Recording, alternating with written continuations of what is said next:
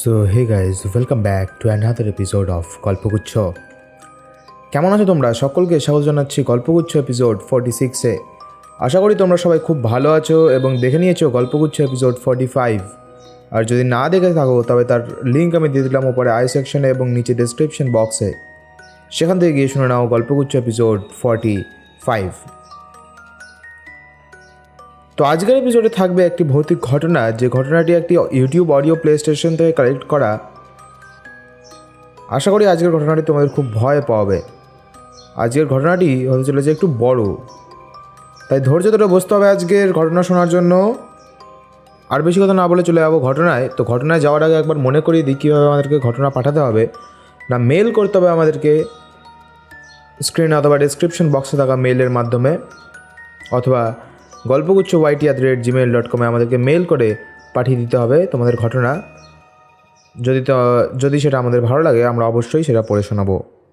তো চলে যাচ্ছে আজকের মেন ঘটনায়। আপনারা রয়েছেন YouTube Bengali horror audio podcast channel গল্পগুচ্ছতে। আমি তিব্বত আছি আপনাদের সাথে। সামনে রয়েছে সৌরভ দা, গ্রাফিক্সে শিবনাথ। আপনারা শুনছেন গল্পগুচ্ছ এপিসোড 46।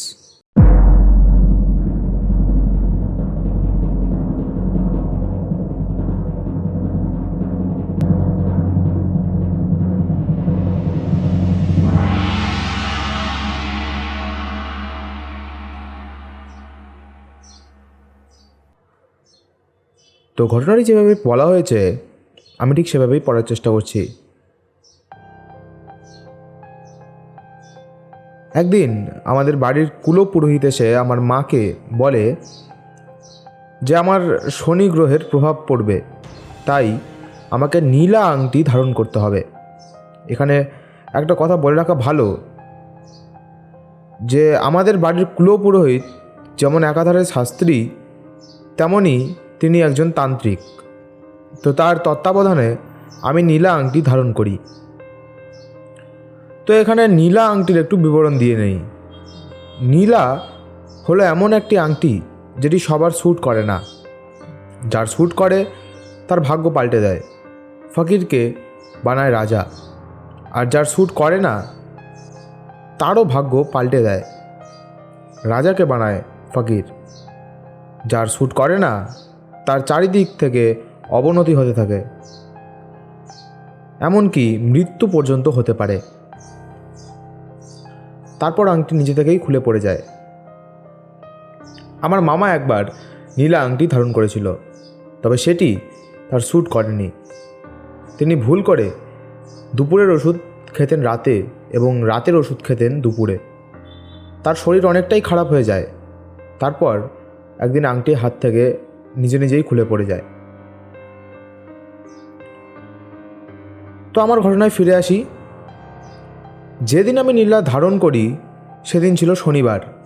সেদিন রাতে আমি ঘুমিয়েছিলাম আমার মায়ের সাথে। রাত তখন প্রায় 3:30। আমার ঘুমটা হঠাৎ ভেঙে যায়। এবার আমার চোখ যায় দরজা দিয়ে বাইরের দিকে। আমি দেখতে পাই একটি বড় কালো অবয়ব সেখানে দাঁড়িয়ে আছে। তার উচ্চতা প্রায় সিলিং পর্যন্ত। সে আমার দিকে তাকিয়ে মুচকি হাসছে। এরপর আমি মাকে জড়িয়ে ধরি এবং হনুমানজির নাম নিয়ে হনুমান চালিসা জপ করতে করতে ঘুমিয়ে যাই। সকালে উঠে মাকে সব কথা খুলে বলি। মা বলে হয়তো কাজের প্রেশারের জন্য এমনটা হচ্ছে। তো সেদিন রাতে আমি বাইরের লাইটটি জ্বালিয়ে রাখি। ঠিক রাত 3:30টার সময় আমার ঘুম আবার ভেঙে যায়।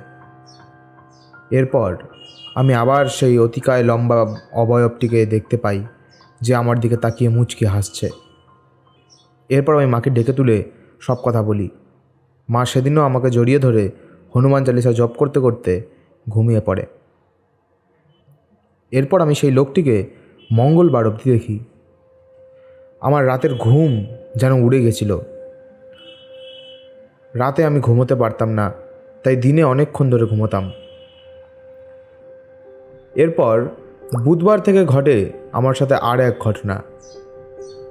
আমি বিকেলবেলা কিছু একটা করছিলাম, তখন আমি দেখতে পাই একটি ছোট মোটু বাচ্চা আমার দিকে তাকিয়ে হাসছে।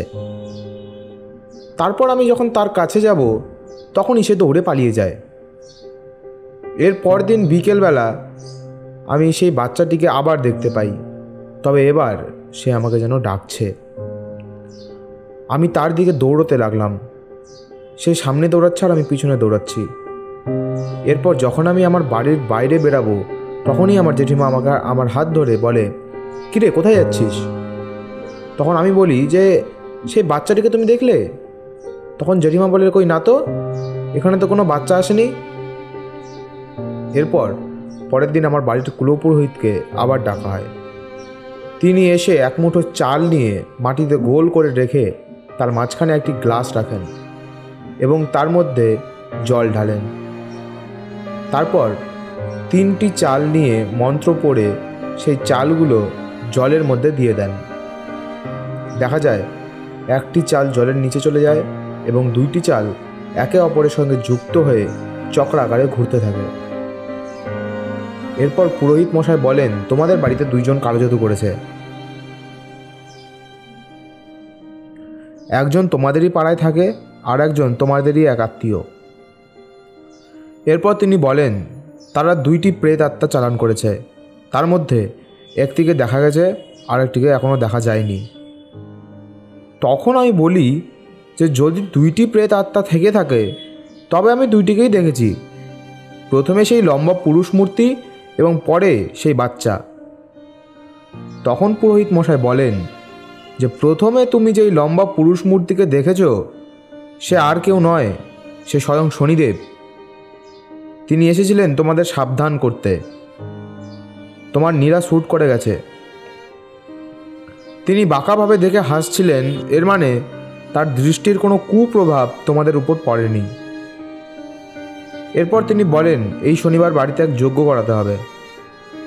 পুরোহিত মশাইয়ের কথা মতো যজ্ঞ করা হয় এবং তারপর সবাইকে একটি করে তাবিজ দেওয়া হয় এবং বলা হয় যে সারা জীবন যেন এই তাবিজ পরে থাকা হয়, কারণ যারা ক্ষতি করার চেষ্টা করবে তারা ট্রাই করতেই থাকবে, তাদের থেকে নিজেকে প্রোটেক্ট করতে হবে।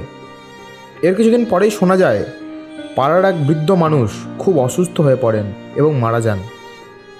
আশ্চর্যের কথা হলো এত বৃদ্ধ হওয়ার পরেও যিনি কোনোদিন অসুস্থ হননি তার এমন কি হলো যে তিনি একদম মারা গেলেন?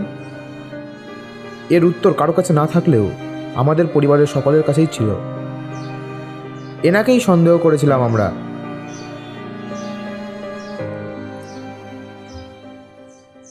ঘটনাটি এখানে শেষ করলাম। আশা করি তোমাদের ঘটনাটি ভালো লেগেছে। আপনারা রয়েছেন YouTube Bengali horror audio podcast channel গল্পগুচ্ছতে। আমি তিব্বত ছিলাম আপনাদের সাথে। সামনে রয়েছে সৌরভ দা, গ্রাফিক্সে শিবনাথ। আপনারা শুনছিলেন গল্পগুচ্ছ এপিসোড 46। তো কেমন লাগলো আজকের ঘটনা? আশা করি তোমাদেরকে আজকের ঘটনা খুব ভালো লেগেছে। যদি ভালো লেগে থাকে তবে লাইক করো আজকের এপিসোড, কমেন্ট লিখে জানিয়ে দাও কে কোথাও শুনছো গল্পগুচ্ছ, শেয়ার করো এপিসোড নিজের ফ্রেন্ডস অ্যান্ড ফ্যামিলির সাথে। আর তোমাদের জীবনে ঘটে যাওয়া কোনো ভৌতিক ঘটনা যদি তোমরা আমাদেরকে পাঠাতে চাও তবে ইমেল করে পাঠিয়ে দাও আমাদের কাছে তোমাদের জানা কোনো ঘটনা অথবা তোমাদের জীবনে ঘটে যাওয়া কোনো সত্যি ভৌতিক ঘটনা। ইমেল দেওয়া রয়েছে স্ক্রিনে এবং ডেসক্রিপশন বক্সে, সেখান থেকে আমাদেরকে খুঁজে পাওয়া খুবই সহজ। আর একটি কথা বলে দেই, গল্পগুচ্ছ কিন্তু কোনো রকমভাবেই কোনো রকমের কুসংস্কার অথবা কারো যাদেরকে প্রমোট করে না। গল্পগুচ্ছর কাজ নতুন নতুন ধরনের ঘটনা অথবা গল্প কালেক্ট করে তাদের অডিয়েন্সদের শোনানো এবং সকলকে এন্টারটেইন করা। গল্পগুচ্ছর প্রত্যেকটি ঘটনাকে প্রাথমিকভাবে এন্টারটেইন হিসেবে নেওয়াই হবে বুদ্ধিমানের কাজ। তো আজকের এপিসোড এখানেই শেষ করছি। নেক্সট এপিসোড আসছে সামনের শনিবার। ততক্ষণের জন্য ভালো থাকো, সুস্থ থাকো, দেখতে থাকো গল্পগুচ্ছ।